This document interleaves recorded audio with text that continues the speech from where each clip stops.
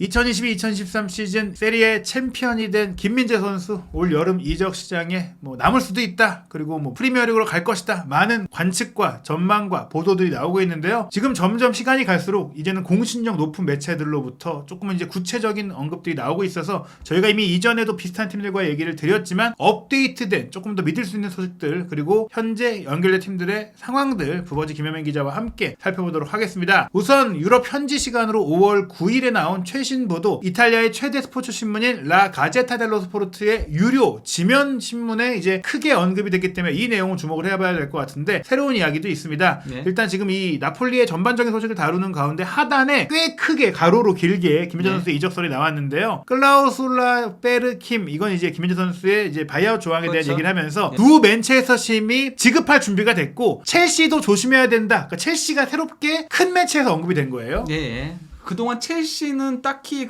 연결된 적은 없었죠. 김민재 그렇죠. 선수 관련해서. 사실 파리 생제르맹이나 리버풀 혹은 뉴캐슬까지도 언급이 됐고 뉴캐슬은 최근에 파브리치오 로마노도 얘기를 했지만 네. 첼시를 언급한 그러니까 큰 매체가 없었거든요. 네. 근데 이제 내용을 보자면요. 스타드렌과의 줄다리기 끝에 지난해 여름 나폴리에 도착한 이건 다 아는 얘기들인 거죠. 그러면서 7월 1일부터 15일까지 5천만 유로를 초과하는 금액으로 계약을 해지할 수 있는 바이아웃 조항의 유혹을 받고 있다라고 하면서요. 그러면서 이제 프리미어리그 이적 가능성이 영국 언론의 헤드라인을 장식하고 있다 라면서 구매 클럽의 매출액에 따라 가변성이 있으며 영국 클럽들이 가장 높다라고 한 겁니다. 네, 그러니까 이제 영국 팀들이 돈이 많기 때문에 이 팀들이 이제 데려가려면 최고의 가변성 옵션을 좀 내야 될 수 있다는 네. 얘기인데요. 그러면서 그게 얼마냐? 일단은 이제 나폴리가 바이아웃이 있었기 때문에 페네르바체에서 1,800만 유로를 지불하고 영입을 했는데 그 투자금의 3배에 해당하는 금액이 위협을 받고 있다. 즉 한 6천만 유로 정도 계속 언급되는 금액이죠. 네. 그 정도면 이제 가격표가 설정되고 있다는 얘기인데 이 금액에 대해서 이제 가제타 델로 스포르트는 아시아 수비수인 김민재가 이미 26살, 이 얘기는 26살 선수에게 6천만 유로 그리고 아시아 선수에게 6천만 유로 이거 지급하는 것은 좀 쉽지 않을 수 있는 사실도 있겠지만 영국의 보석상이라고 얘기했어요.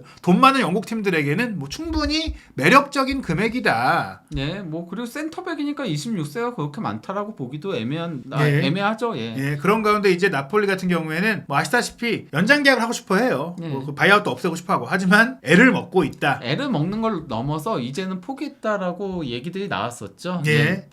재계약은 포기하고 대신 심지어 그런 얘기도 있었죠. 카바니 조항을 예. 들었다. 예. 그래서 1년 더 남고 대신 연봉 좀 올려주고 1년 뒤에 보내주는 걸로 하겠다라고. 그렇죠. 그러니까 1년 뒤에는 무조건 보내준다라는 이제 네. 약속을 하겠다는 건데 구두가 아니라 조금 어느 정도는 문서화한다는 네. 얘기죠. 그러면서 김민재가 떠나려고 하는 이유가 나폴리에서 잘 못 지내거나 나폴리에서 안 좋은 일이 있었던 건 아니고 오히려 정반대다. 칼리드 쿨리발리라는 무거운 유산 이거 굉장히 너무 많이 나왔어요. 그런 걸 이어받기에 와서 너무나 잘 됐고 본인도 잘 되고 팀도 잘 돼서 너무나 행복하지만 그럼에도 떠나야 한다는 얘기예요. 그 얘기는 뭐냐? 일단은 경제적인 조건입니다. 나폴리에서 지금 김민재 선수가 받고 있는 연봉이 200만 유로라고 이제 예. 가제타 델로 스포츠가 보도를 했어요. 근데 이게 프리미어리그 팀들의 제안에 비하면 턱없이 낮은 수준이다. 그렇죠. 그러면서 사실 나폴리가 재계약 제안을 한다고 했을 때도 그 향상된 연봉이 한 250만 유로 정도였거든요. 그렇죠. 사실 저희가 스팔레티 감독 영상에도 말씀드렸지만 스팔레티한테도 한 280. 250만에서 280만. 30만을 올린 280만을 올린 거 이거 거의 미미하거든요. 예. 근데 지금 프리미어리그 팀들은 600만 유로부터 시작한다. 네. 이게 사실 프리미어리그에선 충분히 가능한 금액이다. 다만 세리에 팀들은 어려운 금액이다. 이렇게 얘기를 했고 그 연봉 조건을 제시하고 있는 팀들이 맨체스터 클럽들이다라고 하면서 맨유는 이미 스카우트를 보내서 여러 차례 네. 세부적으로 관찰했기 때문에 이미 판단은 끝났고 다만 클럽의 매각 움직임 때문에 맨유가 빠르게 움직이는 데 있어서 제한이 있을 뿐이지 이 문제만 신속했다면 오히려 일찌감치 일단락 될 수도 있었다. 네,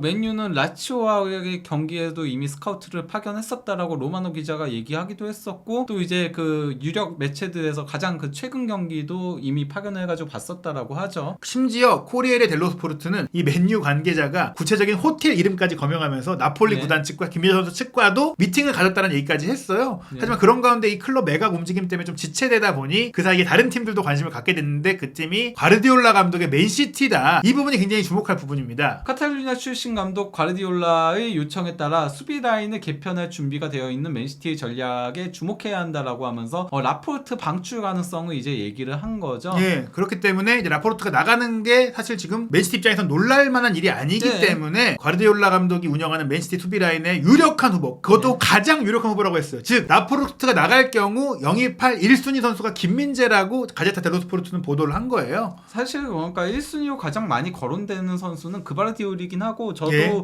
라포르트가 나가면 그바르디올이 오는 게 가장 맞는 선택지라고 보이긴 하지만 문제는 그바르디올의 이적료 거론되는 금액이 너무 비싸잖아요. 예, 그리고 예. 뭐 안 보내겠다는 의지도 있다 그렇죠, 보니까 예. 어려웠기 때문에 현실적으로 가장 유력한 후보, 즉 예. 바이아웃이 있는 그냥 구단 협상이 필요 없는 그렇죠. 김민재를 찍었다는 얘기고요. 예. 그런 가운데 이 바이아웃 조항 시기가 7월 상반기, 즉 뭐 아시다시피 7월 1일부터 15일인데 이적 협상은 훨씬 일찍 열릴 가능성이 높다라고 했어요. 즉 예. 그 기간에 꼭 가서 협상해야 되는 거 아니니까 시즌 끝나면 6월부터도 논의를 할 것이다. 그러면서 이제 첼시를 언급한 겁니다. 지난해 여름, 불과 지난해 여름에 나폴리에서 쿨리발리를 영입하기 위해 가능한 모든 것을 했던 첼시도 조심해야 된다. 뭐 그 뒤는 이제 한국 투어 얘기인데 예. 한국 투어를 일찍 가는 이유 자체가 이제 김민재 선수의 이적 가능성 때문이니까요. 근데 첼시가 언급된 것이 새로운 정보이긴 한데 뭐 이 상황에 대해서 저희가 이후에 좀 얘기를 드리고 이 보도가 사실은 전조 증상이 좀 있었어요. 가제타 델로 스포르트가 보도를 하기 전에 네. 이미 5월 6일에 코리에르 델로 스포르트에서는 김민재를 영입하기 위한 맨유의 작업은 이미 시작됐고 사실 지금 끝났을 수도 있다라고 얘기하면서 실제 이제 바이아웃의 조항을 세부적으로 알아보기도 하고 여러 가지로 이제 본격적인 움직임을 가졌다라는 보도가 나왔고요. 그리고 같은 날 칼초 메르카토에서도 벌써 작별인가요? 라고 하면서 이제 맨체스터 유나이티드가 맨시티가 굉장히 강한 관심을 갖고 있다. 그러면서 나폴리는 수비의 기준점 없이 다음 시즌을 시작해야 될 수도 있는데 6천만 유로라는 또 금액이 언급이 됐습니다. 네. 그러면서 이제 5월 9일 이게 가제타 델로 스포르트가 보도한 것과 같은 날인데 영국의 인터넷 매체인 90미닛이 그래도 최근에는 점차 자체 취재한 기사들을 올리고 있는데 이거는 인용 기사가 아니라 90미닛 언더스탠드라고 들어간 네. 자체 취재 기사거든요. 그렇죠. 그러면서 이제 뭐 나폴리는 오랫동안 김민재의 잔류를 주장해왔지만 이번 여름에 그를 팔아야 할지도 모른다는 사실을 인정했다. 뭐 이거는 많이 나온 얘기들인 거죠. 예. 예, 그러면서 뭐 맨유, 리버풀 및 기타 여러 명문 클럽들이 관심을 보이는 것으로 알려져 있다라고 한 다음에 90미닛과 접촉한 소식통에 따르면 계약 연장이 테이블에서 제외된 것은 아니며 헤어지기를 꺼려하지만 소식통에 따르면 나폴리는 관심이 높아지는 가운데 6천만 유로를 초과하는 입찰을 거절하기 어려울 것이다. 예, 결국엔 이제 바이아웃 금액도 있고 또 사실은 이제 그 가변성 바이아웃이 어떻든 간에 뭐 재계약도 아직 완전히 끝난 건 아니라고 언급은 하지만 실질적으로 6천만 유로가 넘는 오퍼가 오면 그냥 보내줄 것이다라는 내부 방침이 어느 정도 나왔다는 얘기예요. 예, 그러니까 합리적이다 이 정도 금액이면 뭐 그런 얘기가 있는 것 같은데 그런 가운데 이게 제일 중요합니다. 가제타 델로 스포르트도 나왔고 네. 뭐 영국 언론의 자체 기사 즉 이제 양국에서 다 나란히 나온 가운데 나폴리 구단이 공식 운영하는 키스 나폴리의 라디오 방송에서 김민재 선수에 대해서 맨유가 바이아웃 조항에 해당하는 금액을 지불하기로 결정을 했고 떠날 가능성이 높아졌다라는 이제 보도를 한 거거든요. 그래서 이제 뭐 내용을 보면요, 여러 클럽이 이제 그 김민재의 뒤를 쫓고 있지만 맨유는 이제 김민재 바이아웃 조항을 제때 지불하기로 결정한 것으로 알려졌다라고 한 겁니다. 이게 어떻게 이 의미가 어떤 거냐면 저희가 맨유의 구단 매각 상황 때문에 솔직히 그 이전 바이아웃 발동 기간에 때도 못할 수도 있고 이게 뭐 어그러질 수도 있고 이런 얘기들을 우려점들을 얘기 드렸는데 이 보도를 보면은 맨유가 그와 관계없이 김민재 선수를 데려올 수 있는 시기를 놓치지 않겠다라는 결정을 내렸고 그 얘기인즉 김민재 선수의 바이아웃 금액을 준비했다는 얘기인데 그러면서 좀 중요한 게 있어요. 저희가 이제 그 김민재 선수가 떠날 경우 나폴리가 황인범, 뭐 이강인 선수 뭐 이런 한국 선수를 추가로 영입할 수 있는 보도를 소개했던 일 마티노의 보도 중에 흥미로운 부분이 맨유가 6월 15일까지 제시하겠다고 했다. 이게 왜 의미가 있냐면 원래 바이아웃이 발동되는 기간은 7월 1일부터 15일까지인데 네. 먼저 그냥 이 돈을 주고 바이아웃을 일시불로 지급하는 게 아니라 분할 납부를 하는 형태로 이제 이적료로 지급해서 이적으로 내려가겠다라는 제시를 한 거거든요. 네, 뭐 아무래도 지금 당장의 금액을 전부 다 쏟기는 힘드니까 분할 납부를 통해서 어느 정도 먼저 선점하려고 하는 거죠. 예, 이 6천만 유로가 한국 돈 872억으로 대단한 큰 돈이고 사실 뭐 가변적 옵션이 있어서 6천만이고 원래는 뭐 4,800만 유로라는 얘기들이 많이 있었잖아요. 그렇죠. 근데 그게 정확히 어떤지를 알 수가 없기 때문에 일단은 맨유는 어찌 됐던 간 이 돈을 주겠다. 너네가 얘기하는 가변적 가격을 포함해서 그냥 줄 테니까 미리 협상을 하자라고 얘기를 한 거고요. 그런 가운데 이제 아레아 나폴리 같은 경우에는 이제 앞서 말씀드린 대로 그 가제타 델로 스포르트에도 나왔지만 600만 유로의 연봉을 갖고 맨유가 구체적으로 접근했고 김민재도 그 조건에 만족해하고 있다는 얘기들이 나오고 있는데 일단 이렇게 먼저 움직이고 있는 이유 중에 하나는 뭐 아무래도 다른 팀들의 경쟁이 붙었기 때문이 아닐까 싶어요. 네, 뭐 그러니까 맨시티가 특히 그건 제가 들은 얘기로는 최근에는 맨시티가 굉장히 적극적으로 조금 달려주고 있다는 얘기들을 들었어요. 예. 그 리버풀은 사실 아니래요. 그렇죠. 제가 들은 예. 얘기로는 예. 리버풀은 그냥 현지에서 나오는 뻘로 아마도 1월에는 정말 관심이 있었을 거예요. 예. 1월에 있었기 때문에 그게 그냥 연결돼서 나오고 있는 게 아닌가. 근데 현 시점에서 리버풀은 김민재 영입에 관심 없다라고 하고요. 예. 아무래도 일단 챔피언스리그 가냐 못 가냐가 결정이 안 됐잖아요. 그렇죠. 만약에 리버풀이 챔피언스리그에 가게 된다면 그때는 다시 또, 뛰어들 수 있겠지만은 못 가게 된다면은 애당초 경쟁이 안 될 거라고 생각해서 발을 뺄 가능성도 있다 보니까 그래서 저는 제가 들은 얘기로는 요즘은 맨시티가 조금 적극적이다. 다른 어떤 팀보다도 그렇게 얘기를 들었습니다. 무엇보다 그 부분, 그러니까 맨유의 지역 라이벌이자 사실 맨유가 지금 아픈 그 상황이 된 게 맨시티의 그 부상과 맞물렸기 때문에 우리가 찜해놓고 스카우트도 여러 번 보냈고 계속 공들여 왔던 선수인데 맨시티가 딱 가서 채갈 것 같으니까 그럼 우리가 사실은 구단 매각 상황도 보고 여러 가지를 검토하려고 했는데 그냥 빨리 움직여서 일단 데려와야겠다라는 생각을 한 것 같거든요. 근데 그 이유는 역시 제가 여러 번 말씀드렸지만 맨유는 수비 영입이 반드시 필요합니다. 그 리산드로 마르티네스하고 라파엘 바란이라는 뭐 두 주전 센터백이 있긴 하지만은 그 뒤가 약하거든요. 그러니까 뭐 사실상 세 번째 센터백으로 왼쪽 풀백인 루크쇼가 뛰고 있는데 또 왼쪽 풀백인 말라시아도 약해요. 그래서 루크쇼도 왼쪽 풀백에서 뛰는 게 더 나아요. 그리고 그러면은 사실상 백업이 린델레프하고 메가이어가 있긴 하지만 이 둘도 처분하려고 하는 상황인 거거든요. 그래서 무조건적인 영입이 필요하죠. 게다가 또 맨유는 뭐 아직 확정은 안 됐지만 다음 시즌 챔스에 뭐 나가려고 하고 있고 나갈 경우 더더욱이나 스쿼드가 강해되고 올 시즌도 많은 경기를 치르면서 이 부상 이슈 때문에 또 치고 나갈 때 못 나간 것도 있잖아요. 지금이 딱 그러고 있잖아요. 지금이 주춤해가지고 지금 4위 경쟁에서 밀려날 수도 있는 위기에 직면했죠. 특히 이제 바란하고 리산드로가 나란히 다친 이후에는 솔직히 뭐 예상치 못한 경기들도 패하고 많이 흔들리고 있기 때문에 김민재 선수 영입이 선택이 아니라 필수가 돼야 되는 상황입니다. 다만 이제 문제는 자금인데요. 현재 그러니까 인수 작업 자체가 너무 지체되고 있거든요. 그래서 이제 FFP를 맞추기 위해서라도 선수를 판매해야지 영입이 되는 건데 정말 김민재 선수 영입을 먼저 시도를 하려고 하는 거는 예를 들면 공격수라던가 뭐 그리고 이제 미드피더라던가 이거는 언제든 영입을 할 수 있는 거잖아요. 그렇죠. 이적 시장이 열려 있으니까. 열려 있는 동안 언제든 영입이 가능한 거니까 그러면은 그 선수들을 그 인수 작업이 끝나고 나서 영입에 나서고 일단 김민재부터 입도 선매를 하려고 하는 게 아닌가. 왜냐면 이거는 7월 15일 이전에 끝내야 되는 상황인 거니까요. 무조건. 그렇죠. 저희가 이전에 말씀드렸을 때는 오히려 공격수가 급하고 그 다음은 미드필드고 수비수는 가장 늦기 때문에 김민재 선수가 안 될 수도 있다고 말씀을 드렸지만 지금은 이제 또 최근 경기를 보니까 정말 수비의 문제가 크고 또 말씀하신 인수 작업이 또 사실 잘 될 수 있다는 얘기를 나오고 있으니까 된다면은 선수를 뭐 그때 돈 주고 사면 되니까 차라리 김민재를 먼저 사는 쪽도 가능하고 또 하나는 FFP 얘기를 드렸지만 선수 매각이 잘 된다면 또 그 돈을 채울 수가 있잖아요. 그렇죠. 그래서 이제 그 가디언에서 테나웨의 살생부라고 해가지고 그 15명을 이름을 올린 거거든요. 이 중에서 물론 뭐 전부 다 팔린다는 아니었어요. 그렇죠. 이 중에서 그래도 이 선수들 그러니까 판매가 가능한 선수들이다라고 이름이 올라온 건데 메가이어, 린델레프 다 있죠. 그리고 마샬, 맥토미니, 프레드 그리고 심지어 산초까지 있습니다. 제이든 산초도 이제 크게 비싸게 데려왔는데 그냥 투자하는 과정에 버릴 수도 있다.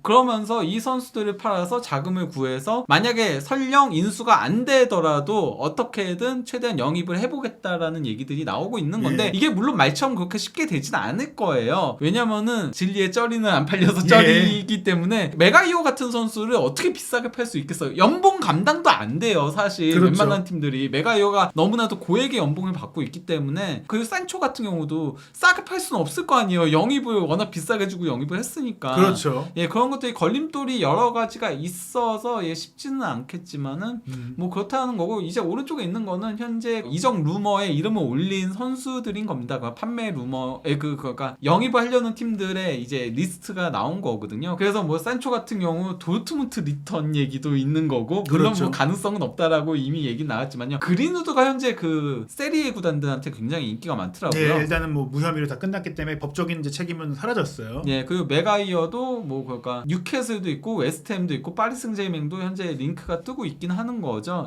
근데 뭐 별로 그렇게 가능성은 높아 보이진 않고 뭐 그렇습니다. 맥토미니 같은 경우에 뉴캐슬에 갈 가능성이 꽤 있어요. 왜냐면 뭐 뉴캐슬은 뭐 챔스에 나갈 경우 이제 더블 스쿼드로 중원을 구축해야 되는데 롱스태프의 자리에 딱 들어가서 뛸 수 있는 선수이기도 하고 뭐 맥토미니는 뭐 준수해요. 사실. 다만 근데 맥토미니 원하는 금액이 보도상으로는 굉장히 크더라고요. 맨유가 원하는 금액이 좀 너무 과하게 크더라고요. 제가 봤을 때. 그래서 이것도 아무래도 그러니까 본인들이 원하는 영입들을 하려면은 인수가 안 될 경우를 대비해서 비싸게 팔아야 되니까. 예, 비싸게 팔아야 되니까 근데 그래서 못 팔 텐데라는 생각이 들더라고요. 네. 보도를 보면. 어찌됐거나 김민재 선수를 일단 영입해놓고 이 중에 그래도 하나도 못 팔지는 않을 거라고 생각을 했을 때는 일부 정리해서 김민재 선수를 영입한 자금 정도는 채울 수가 있고 그 다음에 결국 인수 작업이 제가 봐서 완전히 결렬되지는 않을 것 같아요. 즉 이제 일부 인수가 되든 투자금이 결국은 들어오지 않겠느냐. 예. 글레이저가 어느 정도 남지 않을지 모르겠지만 그 자금으로 뭐 공격수라든지 뭐 미드필드는 사실 정한되면 자비처를 그냥 완전 영입한다는 얘기들도 있기 때문에 뭐 일단 김민재를 사겠다 요쪽으로 기울고 있는 그 보도 흐름이라고 볼 수 있을 것 같습니다. 예, 그래도 맨유 팬들 입장에선 카타르가 인수를 완전 인수를 하길 바라고 그렇죠. 있죠. 그게 100%. 베스트죠. 예. 그래야지 왜냐면 빚까지 청산이 되기 때문에. 그렇죠. 그러니까 뭐 부분 인수 쪽으로 가면은 그 레클리프가 65% 지분 인수로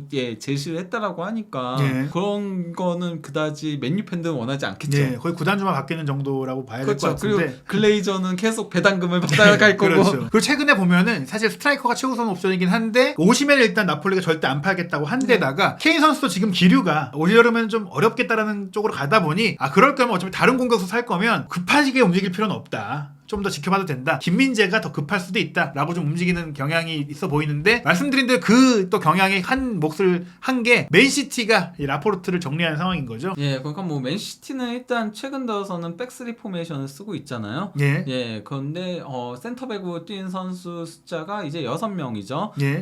후벤 디아스, 아칸지, 아케 그리고 스톤스, 라포르트, 워커인데 백스리에서 스톤스가 또 수비형 미드필더로 올라가서 뛰고 있죠. 예. 예, 그리고 워커는 전문 센터백이라고 보기는 조금 애매한 선수기도 하고요. 물론 백스리에서는 스토퍼 역할을 수행할 수 있긴 하지만요. 그러니까 뭐 센터백 숫자 자체가 그렇게 많지는 않은 편에다가 무엇보다도 이제 라포르트가 떠나려고 한다는 거거든요. 이건 뭐 로마노 기자가 이제 3월에 보도를 했던 거였는데 현재 그 라포르트는 맨시티에 떠날 기회가 거의 확실해져 가고 있다라고 하면서 바르셀로나가 포함되어 있다라고 얘기를 한 겁니다. 그러면서 최우선 영입 목표는 그바르디올이라고 한 건데 그바르디올은 너무 비싸니까 그러면은 이제 김민재로 선회할 수 있는 데다가 사실 그러니까 저희가 그바르디올을 최우선이라고 봤던 이유가 원래 펩 가르디올라 감독은 정발 센터백을 굉장히 중시 여기거든요. 예. 왼쪽 센터백에는 왼발잡이를 세웠고 오른쪽에는 오른발잡이를 세우고 이거를 굉장히 중시 여기는 감독인데 레알 마드리드 전에 왼쪽 스토퍼로 아케가 부상 후 현재 빠져있는 가운데 아칸지가 나왔어요. 예. 이거는 굉장히 시사하는 바가 큰데요. 일단은 원래 아칸지가 오른쪽 스토퍼로 나와야 되는 거고 예. 왼쪽 스토퍼로 아케가 빠지면은 라포르트가 나와야 되는데 이런 경기에도 라포르트 선발 출전시키지 않았고 아예 교체조차 시키지 않았다? 이거는 그만큼 이제는 라포르트를 정리하려고 한다는 거를 보여주는 방증이라고 할 수 있는 그렇죠. 거고요. 앞으로 쓰지 않을 선수기 때문에 굳이 쓸 필요가 없고 기존에 이제 같이 갈 선수들로 운영한다. 게다가 라포르트가 스페인 대표인데 스페인 원정 레알 마드리드와의 경기에서도 안 썼다는 얘기거든요. 네.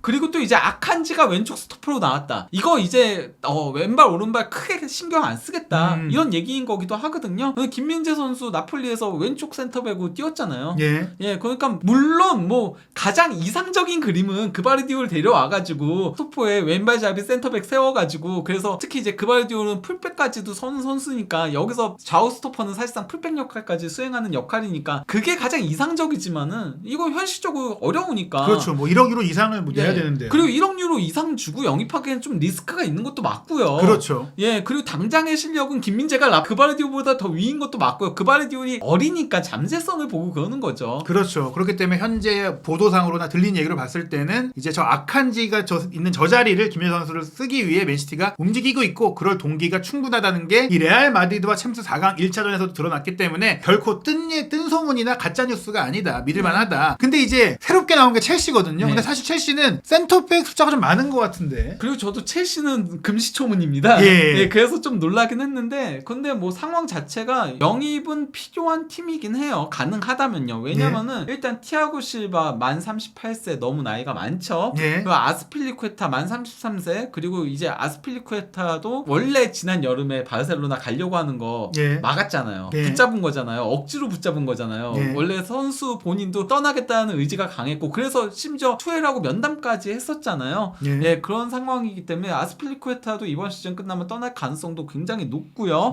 여기에 더해서 이제 쿨리발리도 만 31세인데 내용인데 그 쿨리발리마저도 떠날 가능성이 있다라는 게 이제 제기가 되고 있는 거죠. 그렇게 되면은 현재 뛸 수 있는 전문 센터백이 포파나 바디아실 그리고 찰로바 정도밖에 없는 거예요. 예, 결국에는 이제 티아고 실바가 또 언제 또 경기력 하락이 오거나 또 나이 네, 문제가 그렇죠. 드러날 수 있으니 센터백이 한 명 더 필요하다. 네. 게다가 이제 최근에 이제 그 런던 지역에서 나름 취재력이 있는 리자르 킨셀라 이브닝 스탠다드 기자가 네. 이제 첼시의 전제 개편 상황에 대해 보도를 하면서 의미 있는 명단을 좀 공개를 했거든요. 예, 이게 그러니까 그 원래 기사 자체는 펠릭스와 쿠쿠렐라를 맞바꾸려고 한다. 예. 첼시가 이런 내용이에요. 네, 아틀레티코에서 임대로 갔던 이제 펠릭스를 첼시가 완전 영입을 하고 싶어한다. 그리고 이게 만약에 이루어진다면은 이 역시 그러면 김민재가 더 필요하게 되죠. 왜냐면은 쿠쿠렐라가 백스리에서 왼쪽 스토퍼 역할을 수행하던 선수잖아요. 그렇죠. 근데 쿠쿠렐라까지 빠지면은 저희가 앞에서 보여줬던 그 센터백 리스트에서 숫자가 줄어들게 되는 거거든요. 쿠쿠렐라도 여기서 센터백으로 분류가 되고 있는 거니까 뛴 네. 경기가 있는 거니까 예 그렇기 때문에 더더욱 김민재 영입이 필요하게 되는 건데 그러면서 이제 이 기사의 중간에 10명의 선수를 정리를 하려고 한다는 내용이 있는 거예요. 예. 그러면서 코바치치, 플리식, 로프터스치크, 그리고 에드와르 맨디, 그리고 지에시, 그리고 갤러거, 그리고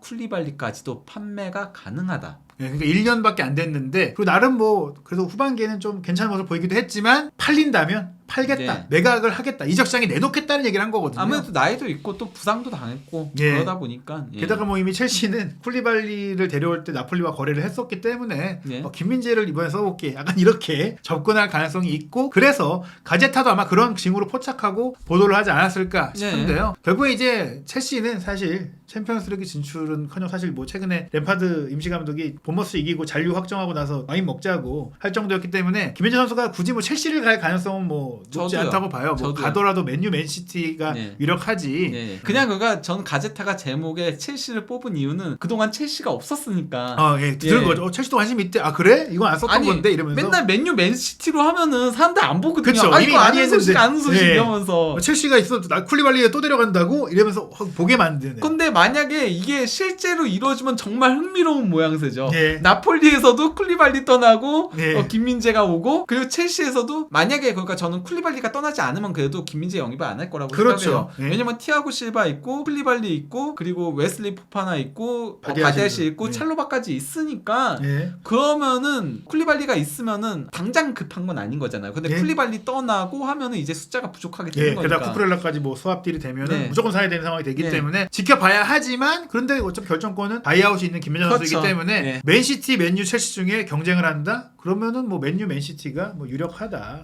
만약에 김민재 선수가 첼시를 선택한다면 정말 도전 선수이 예. 강한 겁니다. 예. 예. 그래서 뭐 근데 차라리 도전할 거여도 뉴캐슬로 가는 게 그렇죠. 낫잖아요. 뉴캐슬도 사실 저희가 뭐 소개는 안 드렸지만 관심 있는 팀은 맞거든요. 네. 그렇기 때문에 뭐 올 여름 정말 김민재 선수를 두고 치열한 영입 경쟁이 벌어질 것 같고 저희가 7월 1일부터 15일까지의 뉴스를 주목하라고 말씀드렸지만 아닌 것 같아요. 6월부터 그냥 많은 뉴스가 쏟아질 것 같아요. 네. 그래서 시각과 새로 업데이트된 소식들 저희가 늦지 않게 빠르게 포착하고 분석해서 또 독점 정보까지 체크해드릴 예정이니까요. 한준TV 구독, 좋아요, 알림 설정을 통해 새로 나오는 영상 놓치지 않으시기 바랍니다.